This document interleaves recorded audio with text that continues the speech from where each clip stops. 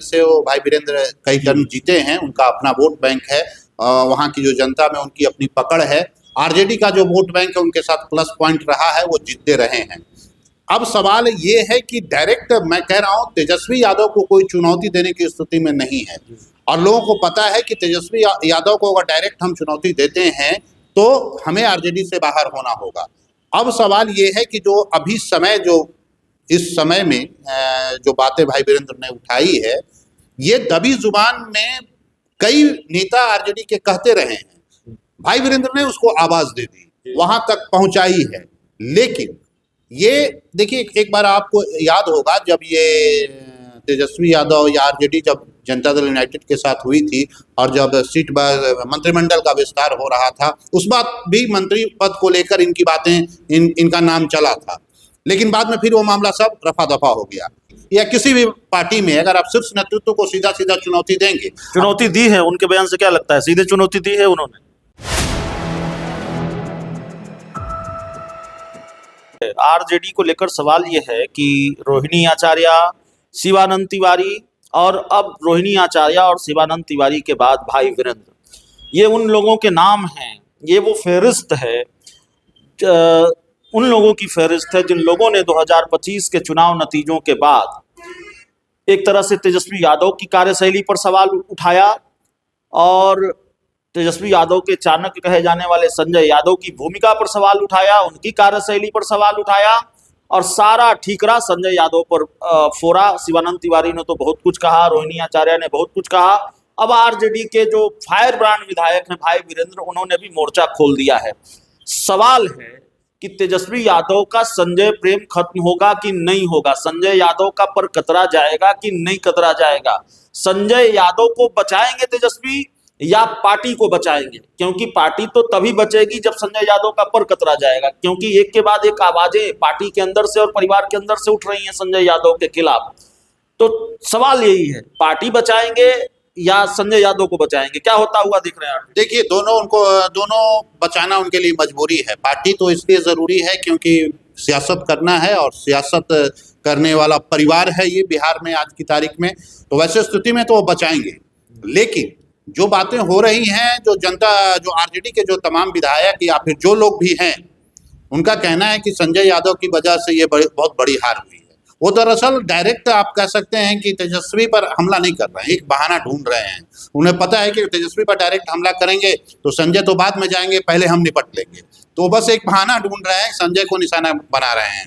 सवाल ये है कि तेजस्वी यादव किसी भी कीमत पर, जो लोगों ने ये उम्मीद पाल रखी है कि मेरे बोलने से संजय यादव को बाहर का रास्ता दिखा दिया जाएगा और बहुत ज्यादा मतलब उनको टॉर्चर किया जाएगा, ऐसा कुछ होने नहीं जा रहा है। संजय यादव भी इसी पार्टी में रहेंगे और जितने जो बोलने वाले लोग हैं वो भी रहेंगे।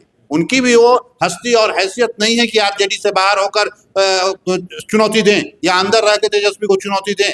हाँ, फिलहाल इतना होगा कि संजय यादव की जो सक्रियता है वो थोड़ी कम की जाएगी। आप उनको थोड़ा पटना से दूरी बनाने की उनको हिदायत दी जाएगी। उन्हें कहा जाएगा कि आप थोड़ा दूर अभी फिलहाल रहिए। लेकिन जो लोग ये उम्मीद पाल रखे हैं, ऐसा नहीं हो रहा है, होने जा रहा है। और भाई वीरेंद्र बोल रहे हैं, कोई गलत बात नहीं बोल रहे हैं। हर पार्टी का कोई भी कार्यकर्ता, कोई भी विधायक या सांसद ये जरूर बोलेगा अगर पार्टी हार रही है, पार्टी मुश्किल में है, तो ये बात कहना जायज है, ये कोई गलत बात नहीं है। लेकिन अब शीर्ष नेतृत्व से लोग जो उम्मीद ये पाल रखें, ऐसा नहीं होने जा रहा है। संजय यादव भी कंटिन्यू करेंगे और जो आरोप लगा रहे हैं, जो सवाल उठा रहे हैं, वो भी कंटिन्यू करेंगे। कुछ दिनों के बाद ये मामला खुद ब खुद ठंडे बस्ते में चला जाएगा और पार्टी फिर वही ऑटो मूड में, जो आरजेडी है फिलहाल तो ऑटो मूड में रहेगी। ऐसा नहीं कि बहुत ज्यादा उथल पुथल होने जा रहा है, तेजस्वी बहुत कुछ वैसा कर लेंगे, वैसा कोई तेजस्वी को भाई वीरेंद्र का बोलना, भाई वीरेंद्र ने उस मौके पर बोला है, भाई वीरेंद्र ने मुहूर्त भी बड़ा गजब चुना है। ऐसे वक्त में जब ये कहा जा रहा है कि 25 जनवरी को, 26 जनवरी को, 28 जनवरी को, जनवरी के आखिरी सप्ताह में किसी भी दिन, आखिरी जनवरी चल रही है, तो अब किसी भी दिन तेजस्वी यादव की ताजपोशी पार्टी के राष्ट्रीय कार्यकारी अध्यक्ष के रूप में हो सकती है। और सबको पता है कि पार्टी के सुप्रीमो वो सीधे तौर पर नहीं बन सकते, राष्ट्रीय अध्यक्ष नहीं बन सकते हैं। लालू यादव को राष्ट्रीय अध्यक्ष बनाकर रखना होगा या लालू राष्ट्रीय अध्यक्ष बने रहेंगे लालू प्रसाद यादव। तो राष्ट्रीय अध्यक्ष के कार्यकारी राष्ट्रीय अध्यक्ष के तौर पर तेजस्वी की ताजपोशी होनी है। ऐसे वक्त में भाई वीरेंद्र का मोर्चा खोलना, क्या ये माना जाए कि तेजस्वी यादव की ताजपोशी के भी वो खिलाफ हैं और पार्टी के अंदर इस तरह की भी आवाजें उठ रही हैं कि तेजस्वी यादव को इस तरह की जिम्मेवारी नहीं मिलनी चाहिए? नहीं, देखिए, वो खिलाफ नहीं है, या फिर जो लोग बहुत सारे विधायक जो उनके जीते हुए हैं, वो सिर्फ अपने बल पे नहीं जीते हैं। ये बात और है, मनेर से वो भाई वीरेंद्र कई टर्म जीते हैं, उनका अपना वोट बैंक है, वहाँ की जो जनता में उनकी अपनी पकड़ है। आरजेडी का जो वोट बैंक है उनके साथ प्लस पॉइंट रहा है, वो जीतते रहे हैं। अब सवाल ये है कि डायरेक्ट, मैं कह रहा हूँ, तेजस्वी यादव को कोई चुनौती देने की स्थिति में नहीं है, और लोगों को पता है कि तेजस्वी यादव को अगर डायरेक्ट हम चुनौती देते हैं तो हमें आरजेडी से बाहर होना होगा। अब सवाल ये है कि जो अभी समय, जो इस समय में जो बातें भाई वीरेंद्र ने उठाई है, ये दबी जुबान में कई नेता आरजेडी के कहते रहे हैं, भाई वीरेंद्र ने उसको आवाज दे दी, वहां तक पहुंचाई है। लेकिन ये देखिए, एक बार आपको याद होगा जब ये तेजस्वी यादव या आरजेडी जब जनता दल यूनाइटेड के साथ हुई थी और जब सीट मंत्रिमंडल का विस्तार हो रहा था, उस बात भी मंत्री पद को लेकर इनकी बातें, इनका नाम चला था, लेकिन बाद में फिर वो मामला सब रफा दफा हो गया। अभी जो भाई वीरेंद्र ने मुख्य प्रवक्ता पद से भी हटा दिए। हाँ, तो अभी जो सवाल है, अभी जो भाई वीरेंद्र ने जो बातें कही, वो बात जायज है, इसमें कोई दो राय नहीं, गलत उन्होंने नहीं कहा है।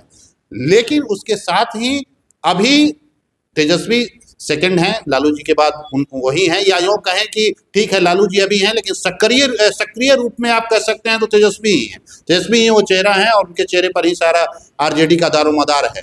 लेकिन सवाल है, और जो समय पर जो जनवरी का मामला या फरवरी के बीच में जो ये बातें आएंगी, तो इस बात में फिलहाल भाई वीरेंद्र को भी, ठीक है इन्होंने बातें कही हैं, एक बार फोन जाएगा, बेचारे अपने सही समय पे आ जाएंगे, बोलेंगे ठीक है ये बात रोज मिलेगा। हाँ, डोज तो मिलना तय है। ये तो आप जान लीजिए, आरजेडी या किसी भी पार्टी में अगर आप शीर्ष नेतृत्व को सीधा सीधा चुनौती देंगे, चुनौती दी है, उनके बयान से क्या लगता है, सीधे चुनौती दी है उन्होंने?